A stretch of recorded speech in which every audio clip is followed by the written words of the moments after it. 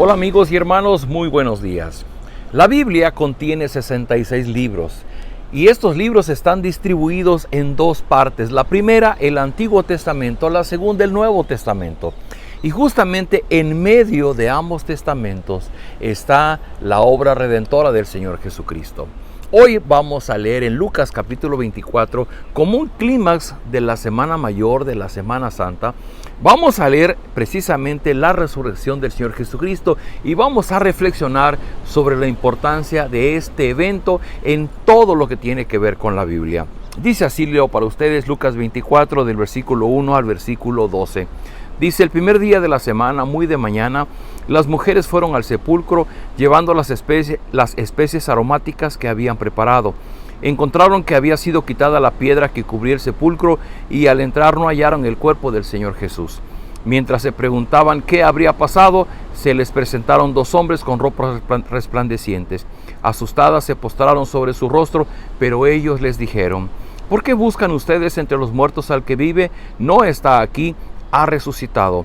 Recuerden lo que les dijo cuando todavía estaba con ustedes en Galilea.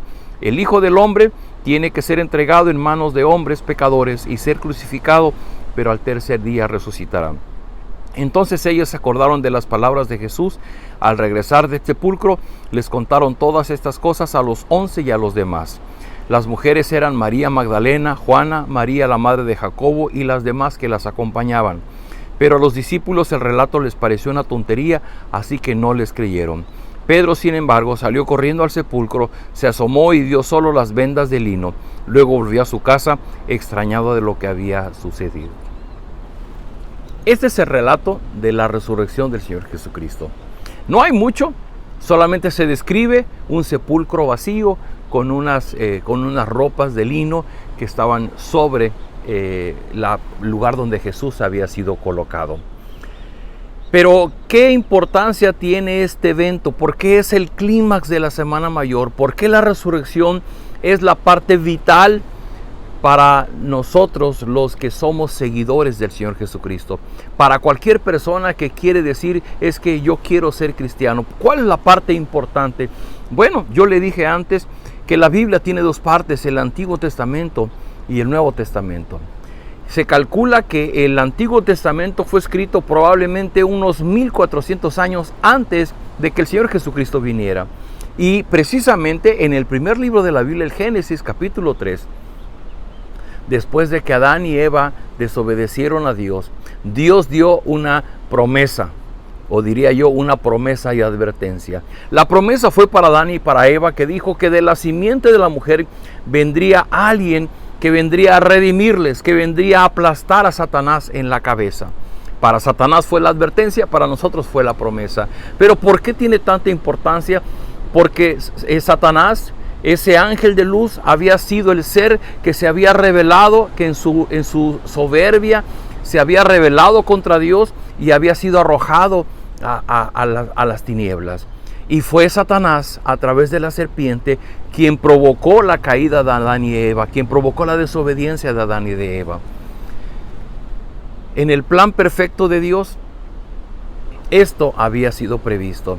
Y el mismo Señor Jesucristo, que había creado los cielos y la tierra, como lo dice el apóstol Juan capítulo 1, Él ahora sería el mediador en este plan redentor que Dios que había previsto, que había planeado.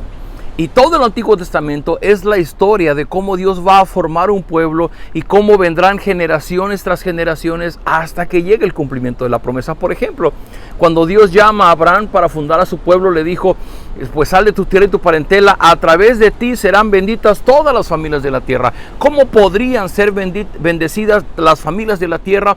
A través de tener un Salvador, que era el Señor Jesucristo. Por ejemplo, más tarde, cuando viene el rey David, la promesa que Dios le hizo a David y le dijo: de tu trono será para siempre, de ti vendrá un rey que será eterno.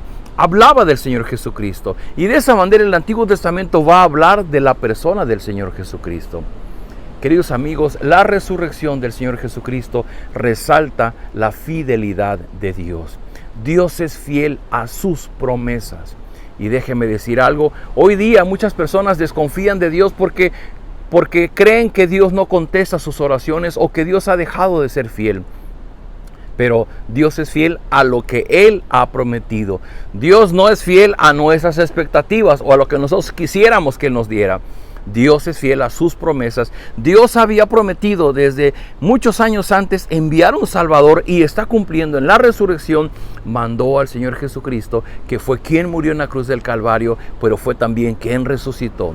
Y la resurrección no solamente nos permite recordar la fidelidad de Dios a través de todo el Antiguo Testamento, también nos va a permitir estar convencidos y tener la plena seguridad de lo que Dios va a hacer en la otra parte, en el Nuevo Testamento. Porque el Nuevo Testamento termina en el Apocalipsis, cuando Jesucristo viene por segunda vez, viene para establecer su reino de manera total y permanente sobre nosotros las personas.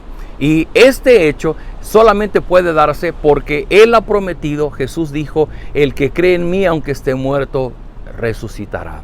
Jesucristo resucitó para darnos la evidencia de que es posible la resurrección y que nosotros, sus seguidores, vamos a resucitar con Él. De esa manera, vea usted cómo la Biblia habla en el centro del Señor Jesucristo. Lo que está antes es todo el anuncio, la historia y el cumplimiento de la promesa que Dios hizo en Génesis 3.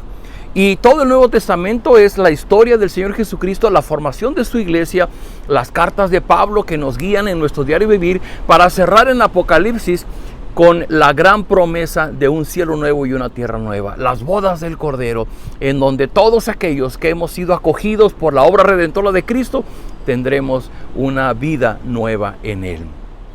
Queridos amigos, la resurrección del Señor Jesucristo es la obra culminante, el clímax de la obra redentora del Señor Jesucristo.